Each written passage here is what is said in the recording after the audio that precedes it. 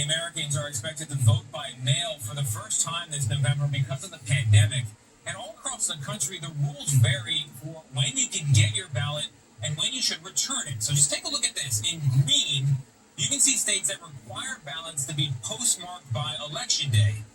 The yellow states require that they be received by Election Day. Key distinction. For details, everybody should check with their state election office. I can't stress that enough. Very important. One other thing that is very clear, you need to give it even more time than your state might recommend to get your ballot through the mail system. This is crucial. In 2016, out of 33 million mail-in ballots, more than 73,000 arrived too late to be counted. They were not counted. So what we did is we set up an experiment to see how long you should give yourself to make sure your vote actually counts. We got guidance from voting rights advocates who say it is as simple as determining how much time it takes for first-class mail to go from point A to point B. If you know how to mail a letter, you already know how to mail in your vote. How you doing? Thank you very much. But how long might it take for that vote to actually arrive and be counted? We decided to test it, sending 100 mock ballots simulating 100 voters from locations all across Philadelphia to a P.O. box we set up to represent a local election office. A couple days later, we mailed 100 more, using the same size envelopes and the same class of mail as real ballots here. To approximate the weight, we even folded mock votes into every one. In the following week, we checked our P.O. box for the results. Mail pickup minutes tomorrow. When we went to collect everything, though, most of our votes seemed to be lost.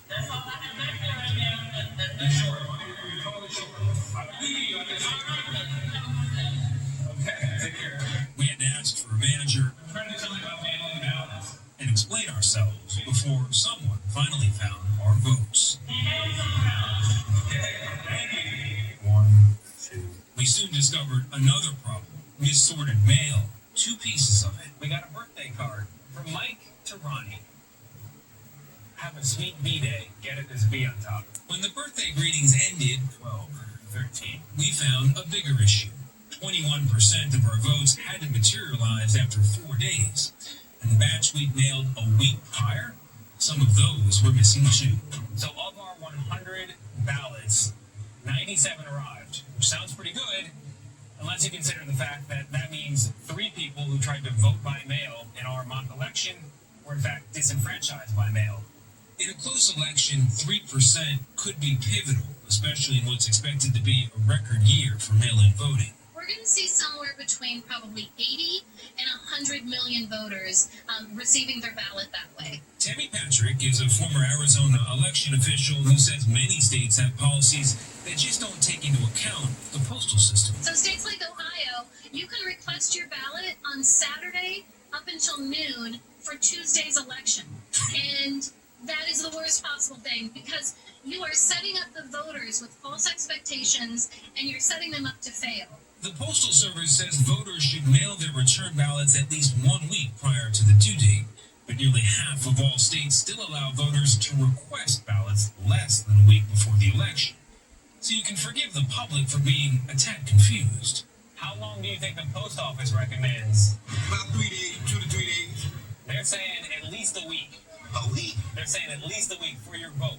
Others are hesitant to rely on mail for something as serious as their vote. Do you trust the Postal Service to deliver your vote? I never have, honestly. I don't know if I would.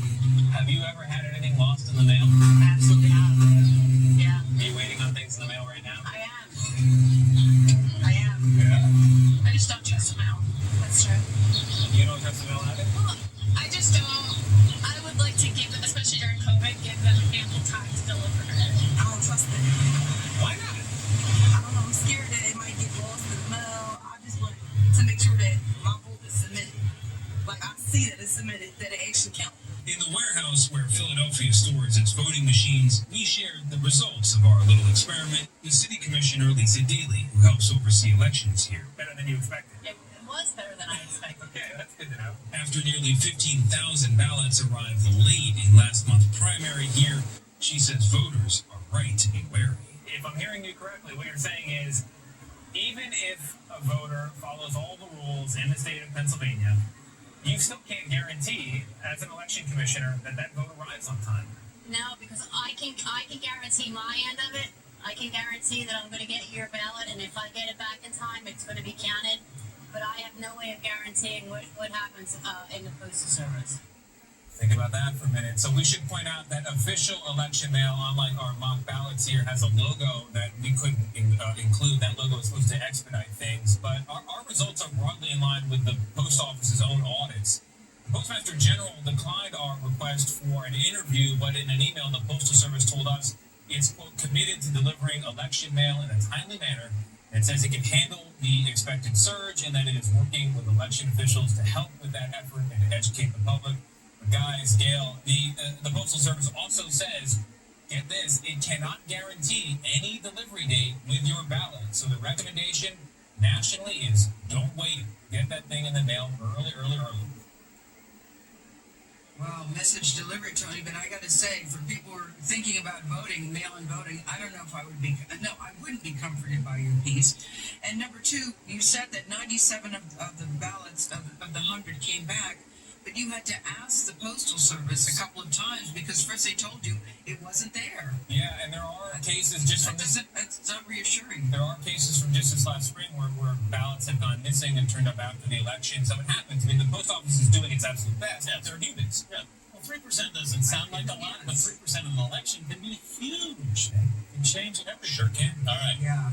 Ahead, Vlad Duce will look at the stories you'll be talking about today, but